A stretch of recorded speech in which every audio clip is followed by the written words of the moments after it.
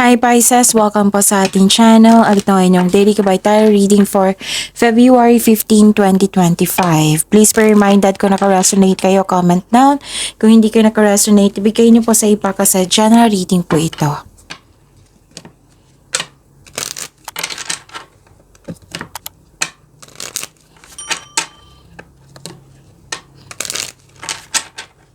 This is for you Pisces ngayong February 15, 2025.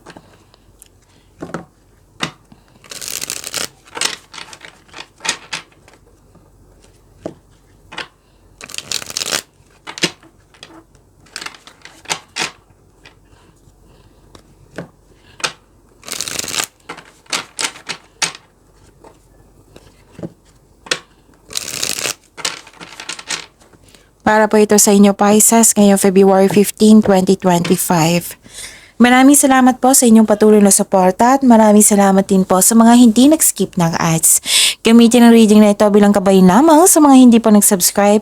Subscribe na po kayo at click bell notification para malaman nyo na may bago tayong video.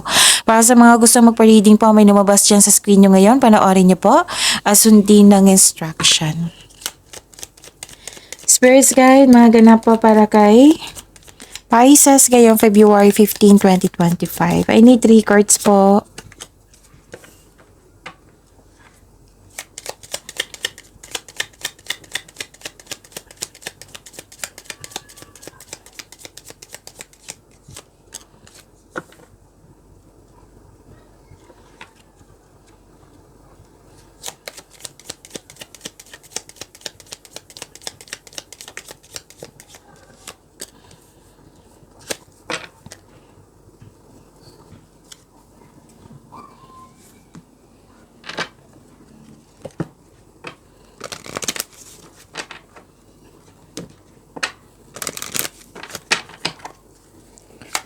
Spirits Guide, mga mensahe po para kay Pisces ngayong February 15, 2025. I need 3 cards po. I need 2 cards po pala.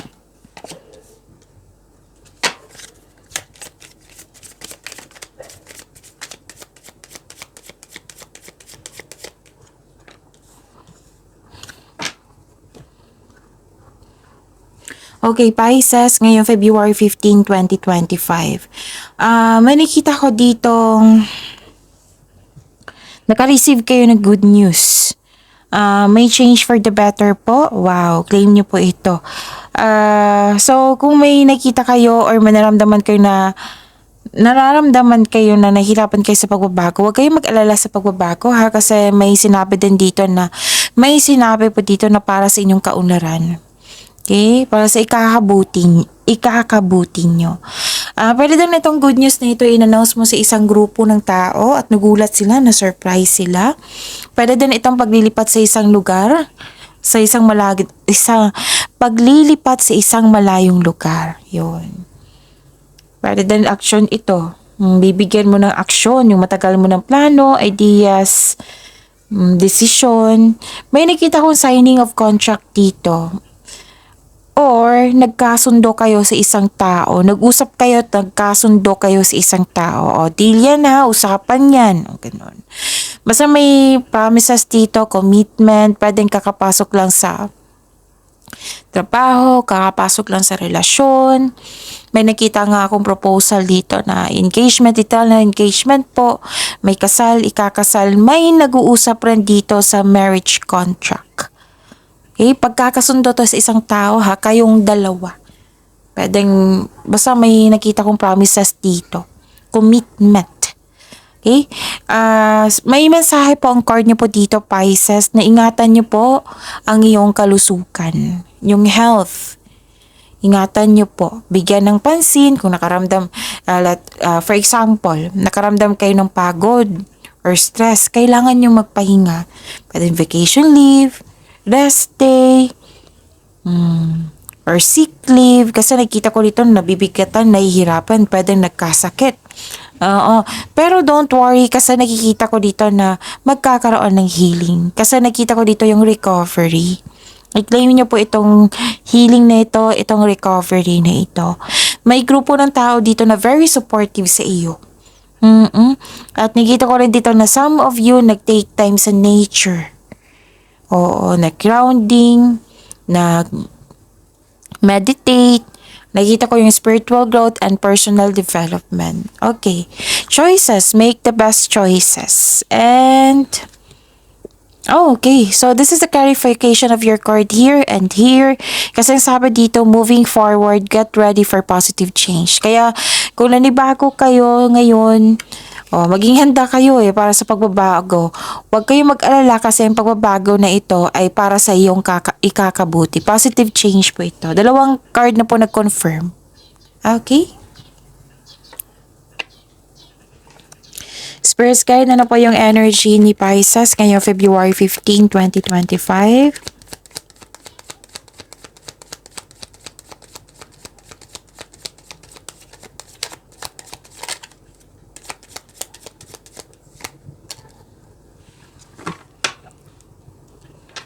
And the clarification of this card po.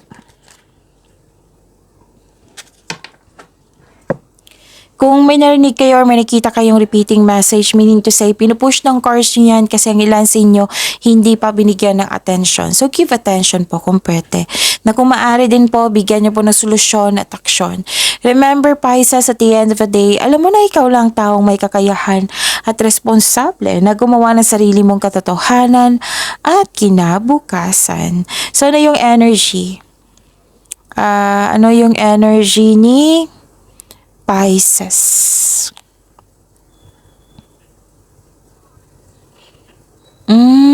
Okay.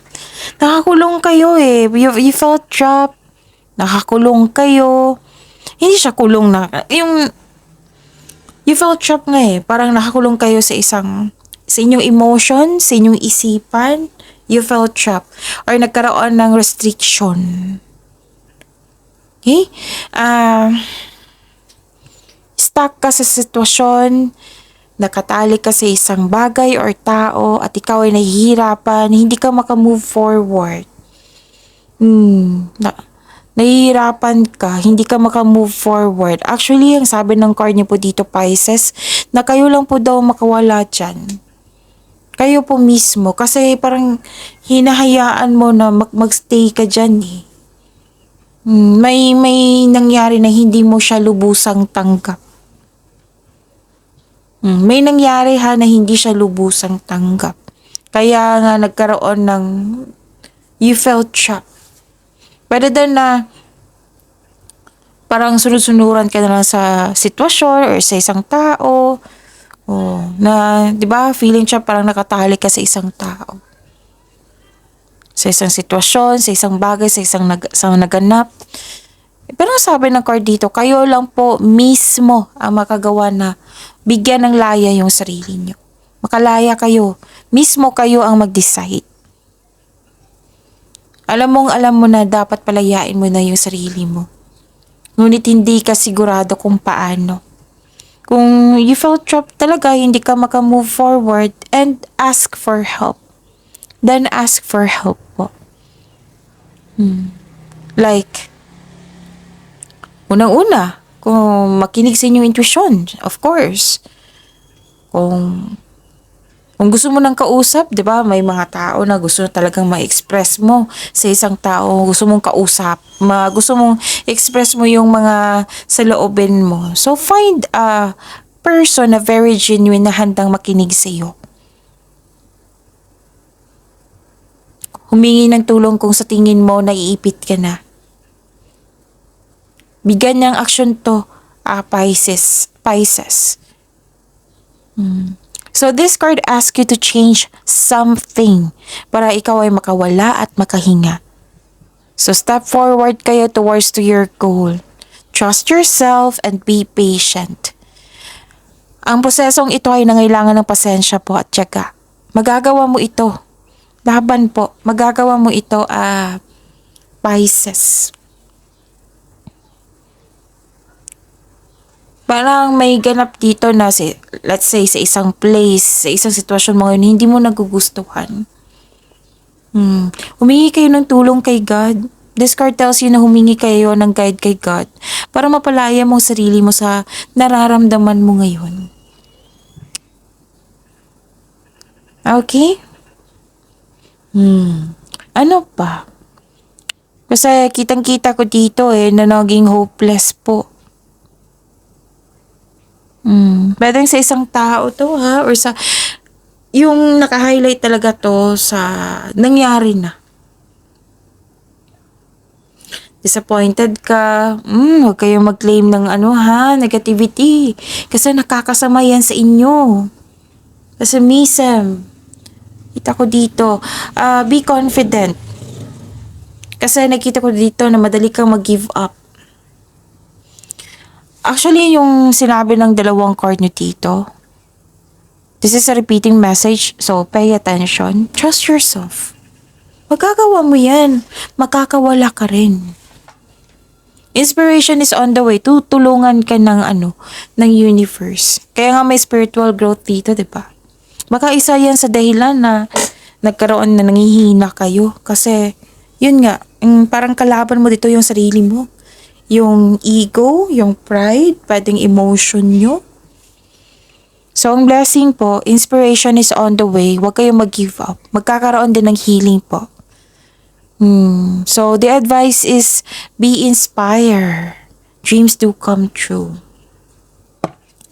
Spirits Guide, Career and Money po ni Pisces ngayong February 15, 2025. And the clarification of this card po.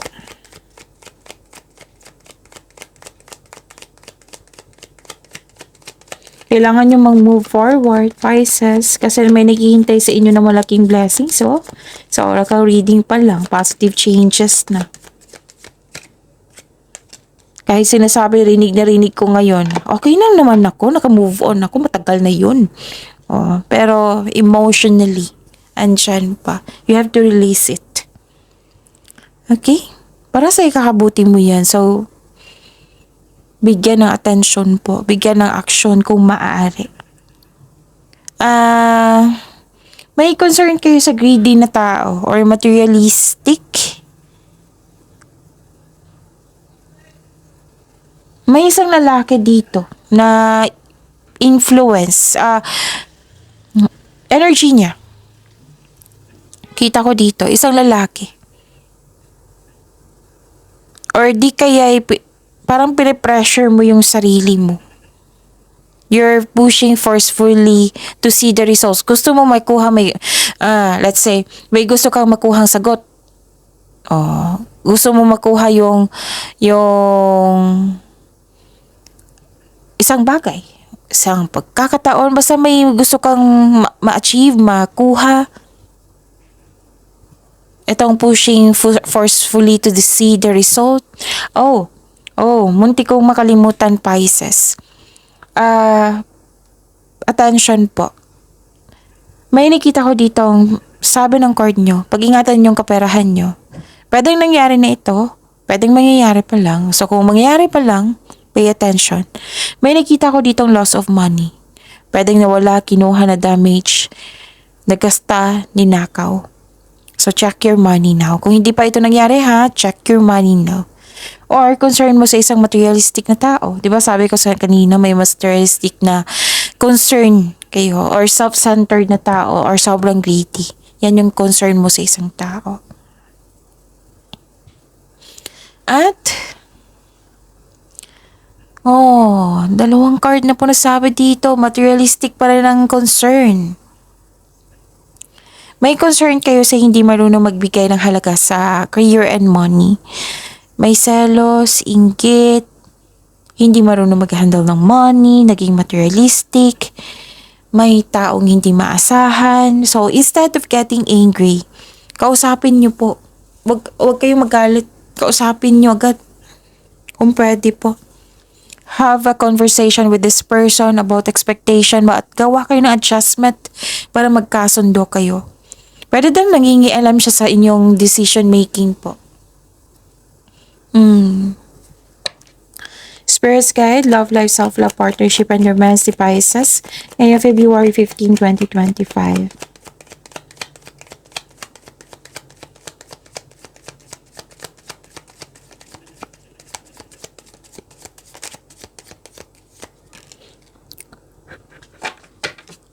And the clarification of this card po.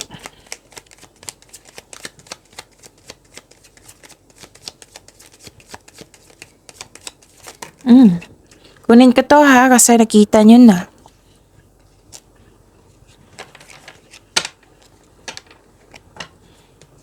Maraming salamat po sa patuloy na tiwala suporta sa ating channel. At maraming salamat din po sa mga hindi nag-skip ng ads. Okay, hard work, productivity, busy kayo ngayon, maraming ginagawa, kilos, maraming iniisip din. Para sa mga marelasyon sa buhay mag-asawa, ito ay tungkol sa inyong partner na may gusto siya na gusto niyang masunod yung gusto niya. Like pag-level up sa inyong relasyon. Like sa mga relasyon dito, gusto nang magbukod. Gusto nang magbuo na kayo ng sariling pamilya. Like sa buhay mag-asawa, gusto niyo nang magbukod. Kung dati yung magbukod, like for example, nagrerenta din kayo dito, nagrerenta kayo ngayon. Ngayon, gusto niyo nang mag-ipon para bumili or ng lupat bahay. Basta pag-level up ito. May pag-uusap kayo para sa pag-level up nyo. Sa mga single, naging hard worker kayo. Kasi gusto mong maging secure ang future mo. Kumbaga nagkaroon ng sense of stability. Di ba sabi ko sa inyo, marami kayong ginagawa, maraming movement dito. So busy kayo. It might be nag-overtime kayo ngayon. Puro pag-iisip. Puro trabaho. Kilos. Basta busy. Maraming kilos akong nakikita dito. Actually, nakita ko dito yung tagumpay mo nang dahil sa inyong sipag. Pagiging productive. Itong plano nyo, lalo na sa mga may relasyon dito sa buhay mag-asawa. O sa mga single din. Basta mga plano nyo para sa pag-angat nyo, matutupad nyo yan. Ma-achieve nyo yan. Kasi sinabi ng card nyo dito, keep up the great work. Basta pagyamanin nyo. Gawa kayo ng paraan para makuha nyo ito. So set an intention so that you can achieve success through sa inyong pagiging masipag. Yung nag-cooperate kayo, yung marunong kayo magdisiplina, like disiplina sa pag-iipon. Nagpahinga kayo dito, pwedeng rest day ito, vacation leave, pwede. Basta nagpahinga kayo dito na, diba sabi ko sa inyo marami kayong iniisip, nag-clarify yung dalawang cards. Kasi nakaramdam ka ng pagod. At nagpahinga kayo. So, this card asks you to relax, calm your mind, and reflect. Sleep and meditation ay kailangan. So, mga single nga dito, ayaw nyo muna makipagrelasyon.